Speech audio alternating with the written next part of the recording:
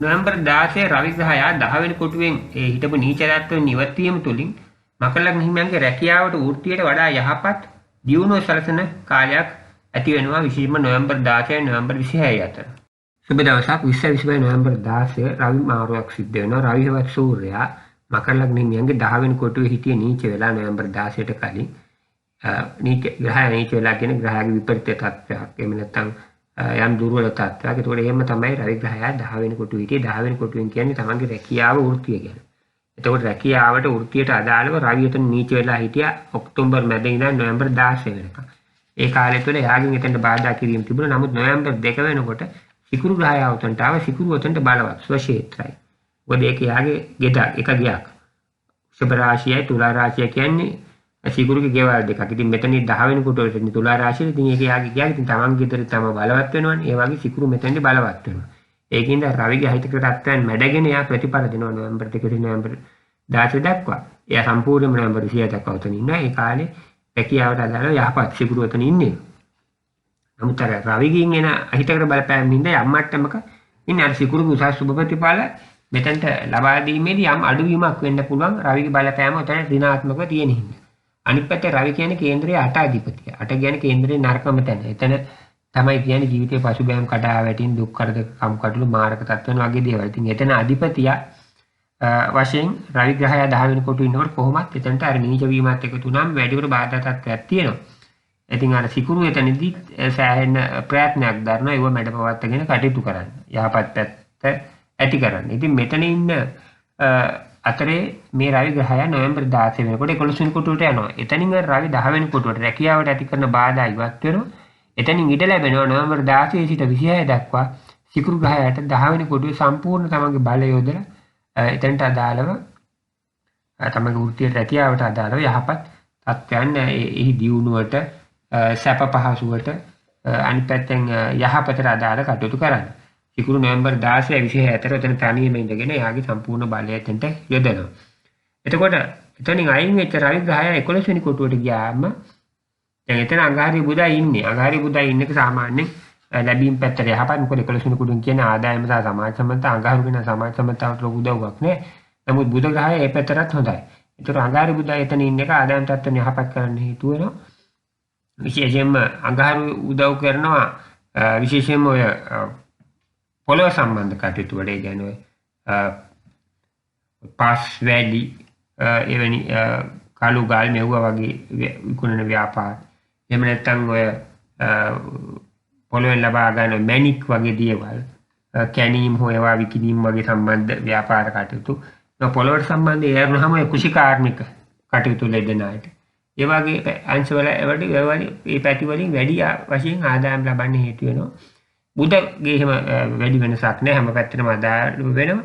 ඉතින් මෙහෙම තත්ත්වයක් තමයි දැන් තියෙන්නේ කුජ බුද ඉදීමෙන් සමාජ සමතාවට නාගාරුක ලොකු කැමැත්තක් නැහැ. නමුත් බුද එතන ඉන්න එක ඒ නිසාත් යහපත්. රවි මෙතන ආවම මෙතනට ආවම නොවැම්බර් 10 සාමාන්‍යයෙන් මේ තත්ත්වයන් වලට රවි හොඳයි. 11 වෙනි කුටට අදාළ. නමුත් මෙහිදී රවි ග්‍රහය අටාධිපතිය වශයෙන් 11 ඉන්නේ හින්දා ආදායම් තත්ත්වයන් සම්බන්ධයෙන් රවිගෙන් ලොකු උදව්වක් නෑ. ඇතැම් වෙලාවට යම් බාධා තත්ත්වයන් එන්න පුළුවන්.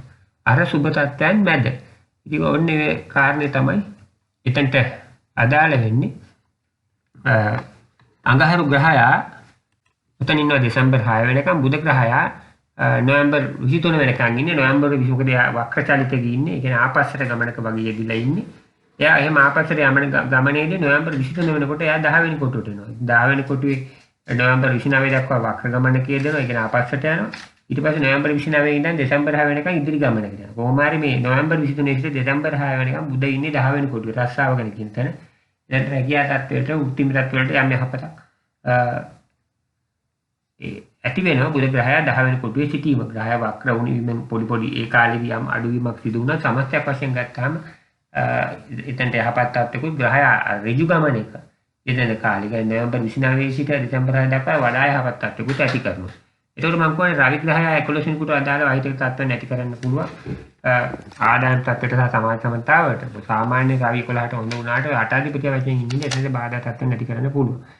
ඒ යන්නේ තමයි ඉතින් ඔය සමත්ත තත්ත්වය මම විග්‍රහ කරලා අනිත් පැත්තෙන් උතන ඔය ග්‍රහයන්ගේ ගුණ වීම සම්බන්ධයෙන් විශේෂයෙන්ම දැන් අඟහරු සහ බුධ ග්‍රහයන් එතනට ප්‍රයෝජනවත් වෙද්දී රවි ග්‍රහයාගෙන් බාධා තත්ත්වයක් එනවා. අනිත් පැත්තෙන් දැන් නොවැම්බර් 23 වෙනකොට බුධ මෙතන 10 වෙනි කොටුවට මම කියනවා කියලා. ඒක කළා දෙසැම්බර් 6 වෙනකොට ආපහු 11 වෙනි කොටුවට එනවා. එහෙම වෙලා දෙසැම්බර් 29 වෙනකන් එතන ඉන්නවා. ඉතින් බුධන් එතනට කොහොමවත් හොඳයි. 11 වෙනි කොටුවට. දැන් මෙතන රවිගේ බලපෑම තමයි ආදායම සමාජ සම්ප්‍රදායට යම හිතක තත්ත්වයක් ඇති කරන්නේ. ඉදිකඩ තියෙන වැඩි වශයෙන් ඔය 11 වෙනි කොටුවේ ඉන්නේ. දැන් මේ අතර වාරේදී අර නොවැම්බර් 26 වෙනකන් මම කියනවා නොවැම්බර් 16 26 අතර සිකුරු 10 වෙනි කොටු ඉන්නේ. එයා 11 වෙනි කොටු ඉන්නවා නොවැම්බර් 26. එමේ ඇවිල්ලා දෙසැම්බර් 20 වෙනකන් 11 වෙනි කොටු ඉන්නවා. ඒ තාත්තත් ගොඩක් හොඳයි. මේ ආදායම සමාජ සම්මත වගේ දේවල් ඇති කර යහපත් තත්ත්වෙන් හොඳ විදිහට තියන්නේ. අනිත් කාරණේ තමයි මේ සිකුරු ග්‍රහයා එතන 11 වෙනි කොටුව ඉන්නකොට විශේෂයෙන් සමාජ සම්මතවට ගොඩක් යහපත් අලුත් මිතුරු මිත්‍රයන් එහෙම ඇදුර ගන්නත් හොඳයි. ඒ උන්ගෙන් උදව් ලබන කල විශේෂයෙන්ම සඳහන් කරලා තියෙන මිතුරියන් මේ කාන්තා පාර්ශවයේ මිතුරියන් වැඩි කියලා. ඔවුන්ගේ උදව් උපකාර ලබා ගන්නත් අවස්ථාව තියෙනවා කියලා කියලා දෙනවා. එතකොට ඉතින් රවි ග්‍රහයාගේ ඔය 11 වෙනි කොටුව රැඳෙන්නේ නොවැම්බර් 16යි දෙසැම්බර් 16 අතර. දැන් මීට අමතරව බ්‍රහස්පති 7 යනවා මේ දවස්වල උච්ච වෙලා ඉන්නේ. හැබැයි වක්‍ර ගමනක් පටන් ගත්ත නොවැම්බර් 11 සිට. ඉතින් එහෙම යන ගමනේදී දෙසැම්බර් 5 වෙනකන් ඒ බ්‍රහස්පති ඉන්නේ 7 වෙනි කොටුවේ. ග්‍රහය වක්‍ර ගමනක යෙදුනත් කොහොම වුණත් 7 වෙනි කොටුවේ ඉන්න එක යම් යහපත් තත්ත්වයක් තියෙනවා. විවාහයේදී ඇති වෙන යම් මහිතකර බාධාකාරී තත්ත්වයන්, ගැටලුකාරී තත්ත්වයන් අර එක ප්‍රමාණයකට වඩා වැඩි දුරක් දිග නොයවන්න ලොකු මට්ටමේ අහිතකර තීරණේ සම්බන්ධයෙන් නොගන්න උදව් කරන බ්‍රහස්පති උතන ඉන්න එක. වක්‍ර වීමේදී යාගේ සුබ ප්‍රතිඵල අඩු වෙනවා යම් මට්ටමක. අතව සුබ ප්‍රතිඵල වලට බාධා එනවා. නමුත් ඒත් සැලකිතු මට්ටමින් ඒ සුබ ප්‍රතිඵල දෙන්න අවස්ථාව තියෙනවා. දෙසැම්බර් 5 වෙනිකන් එයා උතන වක්‍ර වෙලා හැබැයි උච්ච තත්ත්වෙම 7 වෙනි කොටුවේ ඉන්නේ. අනිත් එක ලොකු විවාහ මංගල උත්සව පවත්වන්නේ. ඒ වගේ දේවල් වලට ඒ ප්‍රයෝජනවත් බ්‍රහස්පති උතන දෙසැම්බර් 5 දක්වා සිටීම. හැබැයි ඊට පස්සේ එයා පිටිපස්සෙන් වක්‍ර ගමනේදී 6 වෙනි කොටුවට ඇතුල් වෙනවා. දෙසැම්බර් 5 එම ගිහිල්ලා ඇවිල්ලා එතනදී තව දුරටත් වක්‍ර චලිතක කියන්නේ පිටිපස්සට වගේ යන ගමනක් පෙන්නනවා. මාර්තු 11 වෙනකම්. මාර්තු 11 තමයි ආ ඉදිරි ගමනක් එන්න පටන් ගන්නෙ. එහෙම ඇවිල්ලා ජුනි 2ට වෙනකම් උතන ඉන්නවා 6 වෙනි කොටුවේ. ඊට පස්සේ තමයි එතන ඉවත් වෙන්නේ. එතකොට දැන් මෙන්න මේ කාලේ සැලකුවා බැලුවම දෙසැම්බර් 5යි ජුනි 2 අතර මේ බ්‍රහස්පති ඉන්නේ 6 වෙනි කොටුවේ. ඒ කාලය තුල මාර්තු 11 වෙනකම් වක්‍ර වෙලා අපස්සට යන චලිතයක් තියෙනවා. ඊට පස්සේ ඉදිරියට යන චලිතයක් තියෙනවා. කොහොමද? අපස්සට යන චලිතයට වඩා ඉදිරියට යන චලිතයේ සාපේක්ෂව යහපත් මේ 6 වෙනි කොටුවේ ඉන්නකොට විශේෂම ආර්ථිකීය තත්ත්වයන් වලට. මොකද ආර්ථිකීය වාසි ඒ වගේ දේවල්ට හොඳයි කියනවා ඒ බ්‍රහස්පති 6 ඉන්නේ. හැබැයි බ්‍රහස්පතිට හොඳ නැති තැන් වල එකක් වශයෙන් සඳහන් කරනවා 6 වෙනි කොටුව විශේෂයෙන් මේ රෝග තත්ත්වයන් වගේ දේවල් සම්බන්ධව කතා බ්‍රහස්පතිට 6 හොඳ නැහැ කියනවා. ශරීරයේ අභ්‍යන්තර ඉන්ද්‍රියන් දුර්වල වෙන්න ඉඩ තියෙනවා. එතකොට ඒ අරනහම ශරීර ප්‍රතිශක්තිය අඩු වෙලා බෝ වෙන රෝග වගේ දේවල් බොහොම පිට කඩ වැටි. මෙන්න උතත්ත්වය. එතකොට ඒ අරනහම ඔය ශරීරයේ පිත්තාශය, අක්මාව, වකුගඩු ඒ වගේ එමෙත හෘදය මේ වගේ ඉන්ද්‍රියන් වල ඉන්න පුළුවන් ඉඩ කඩවල ප්‍රවේශම් වෙන්න අවශ්‍යයි. බ්‍රහස්පති 6 ඉන්නකොට විශේෂයෙන්ම කියන රෝග තත්ත්වයන් වලින් සම්බන්ධ ගත්තාම හොයන්න හොඳ නැහැ කියලා. ඒ තත්ත්ව සම්බන්ධයෙන් සැලකිලිමත් වෙන්න ඕනේ. ආහාර රටාවේදී තෙල මේදී තියෙන ආහාර වගේ දේවල් පුළුවන් තරම් අඩු කරන්න අවශ්‍යයි. මොකද ලෙඩ රෝග සම්බන්ධව බ්‍රහස්පති 6 ඉන්නකොට තියෙන අයහපත් තත්ත්වයේ සමස්තයක් විදිහට කියනකොට ඒ කියන්නේ විග්‍රහ කරලා තමයි ඔය තත්ත්වයන් කියන්නේ. එතකොට අර බෝවෙන් රෝග වලට තියෙන ඉඩකඩ වැඩි කිව්ව බ්‍රහස්පති 6 වෙනකොට ශරීර ප්‍රතිශක්තිය අඩු වෙන හින්දා විශේෂම උණ වර්ග වගේ දේවල් සම්බන්ධයෙන් වැඩි අවධානමක් තියෙන බවත් සඳහන් කරලා තියෙනවා. බ්‍රහස්පති 6 ඉන්නකොට. ඉතින් හැබැයි ඔය 6 ඉන්න බ්‍රහස්පතිට අර දෙවෙනි කොටුව ධන ස්ථානයේ පේනවා. එතනින් රාහුව පේනවා. ඉතින් තමගේ ධනෙ රැස්කීම සම්බන්ධයෙන් යාගේ උදව්වක් තියෙනවා. ඒ බ්‍රහස්පති 6 වෙනි කොටුවේ හිටියත්. එතකොට අනිත් පැත්තේ ඒ 6 වෙනි කොටුවේ ඉන්න බ්‍රහස්පතිට 10 වෙනි කොටුව පේනවා. කේන්ද්‍රය කියන්නේ රැකියාව ගැන කියන තැන. එතන සම්බන්ධයෙන් මේ බ්‍රහස්පති දෘෂ්ටිය යම් යහපත් තත්ත්වයක් ඇති කරනවා. එතකොට මොකද බ්‍රහස්පති මෙතන අර වක්‍ර චලිතකටත් වඩා ඉදිරි චලිතයෙන් යන කාලේ වඩා හොඳ තත්ත්වයක් තියෙන සෙනසුරු ඉන්න තුන්වෙනි කොටුවේ තමන්ගේ ධෛර්යය වැඩි වෙන්න ක්‍රියාශූරත්වය වැඩි වෙන්න ඒ තත්ත්ව ප්‍රයෝජනවත් වෙනවා. රාහු ඉන්න දෙවෙනි කොටුව ධනෙ ඉතුරු කරන්න නොදෙන ගතියක්. හිටපු ගමන් ගොඩක් හම්බ වෙනවා කන්නේ. හැබැයි හිටපු ගමන් මං ඒ අතේ කීයක්වත් ඉතුරු නොවන තරමටම වගේ. ඒ කියන්නේ බොහෝ ඒ තම්පත් ධනෙ ඉතුරු කිරීමට නොදෙන මට්ටමකට මුදල් වැය වෙන තත්ත්වයක් ඇති වෙනවා රාහු දෙවෙනි කොටුවේ ඉන්න එක. හැබැයි අර ලැබෙන කොටත් හොඳටම ලැබෙනවා. හැබැයි ඒවා පවතින්නේ ඉතුරු කරන අමාරු ගතියක් තියෙනවා. ඒත් රාහු දෙවෙනි කොටුවේ ඉන්නකොට පෞල් ජීවිතේ විවාහ ජීවිතේ ගැටුකාරී තත්ත්වයන් එන්න ඉඩ තියෙනවා. ඒක වචන නිසා තමයි ගැටුකාරී තත්ත්වයන් එන්න ඉඩ තියෙනවා. පෞල් ජීවිතයේ වචන එක තැනකට දාලා තියෙන ඒකයි. ඔතන ඒ සම්බන්ධයෙන්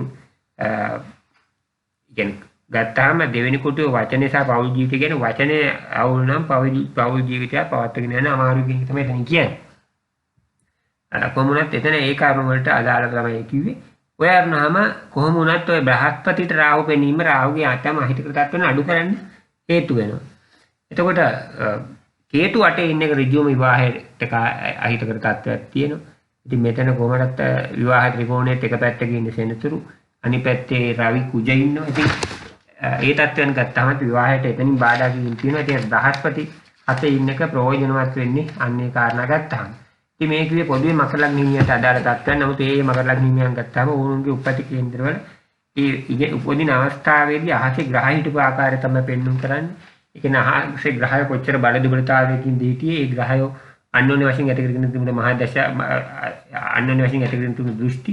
ඒතර එයාගේ මේ කාලේ ගත වෙන මහා දශ අතුරු දශ සහ ඒ රාष्ट्र තත්ත්වයන් මේ වගේ දේවල් තමන්ගේ උපන් හදාහනින් පෙන්නනවා. ඒකින් තමයි ඒ හදාහන තමන්ගේම අනන්‍ය හදාහනක් වෙන්නේ. ඉතින්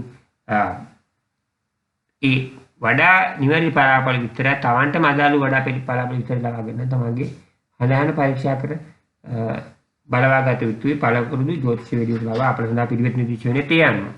ඉතින් දෛවය කියන එක වෙනස් කරන්න පුළුවන්. හදාහනේ පෙන්නන්නේ දෛවය. හැබැයි දෛවයේ අහිතකර තැන් තමන්ට සැලකිතු මට්ටමකින් වෙනස් කරගන්න පුළුවන්. සම්පූර්ණයෙන්ම බැරි වුණත්.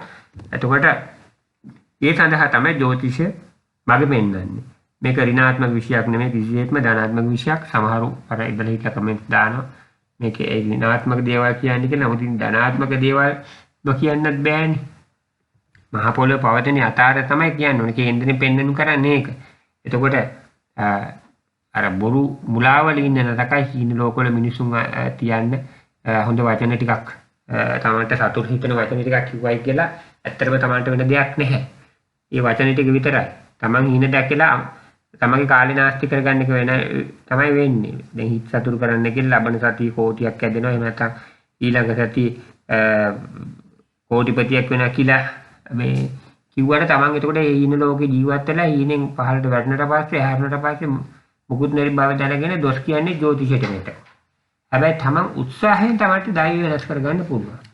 මේ මඟ පෙන්වීමට තේ තමන්ට පුළුවන් අර ඒ උත්සාහය දැන් ජ්‍යොතිෂයෙන් පෙන්වන මඟ පෙන්වීම යටතේ තමන්ට පුළුවන් තමන්ගේ උත්සාහය ධෛර්යය සමග වේලාසනින් සැලසුම් කිරීම තුළින් තමන්ගේ අර අහිතකර තත්ත්වයන් ඉදිරි දෙන්න තියෙන අහිතකර තත්ත්වයන් මේ වගේ දේවල් මැඩපවත්ව ගන්න හැකියාව තියෙනවා. එතකොට මොකද තමන් ඒ තමන්ගේ දුර්වලකම් හදාගන්න වේලාසනින් අවස්ථාවක් ලැබෙනවනේ. තමන්ගේ දුර්වලකම් හදාගෙන ශක්තිමත්යන් තවත් ශක්තිමත් කරගෙන ජීවිතේ සැලසුම් කරලා එතකොට ඒ යනකොට අනාගතයේ දින බාධාගතන් මැඩපවත්වගෙන තමන්ට ඉදිරියේදී යන්න පුළුවන් අවස්ථාව ලැබෙනවා. දෛවය වෙනස් කරන්නේ කියන්නේ දෛවය අහිතවත් තැන් වෙනස් කරන්න එහෙම පුළුවන්. ඊළඟ සැරේ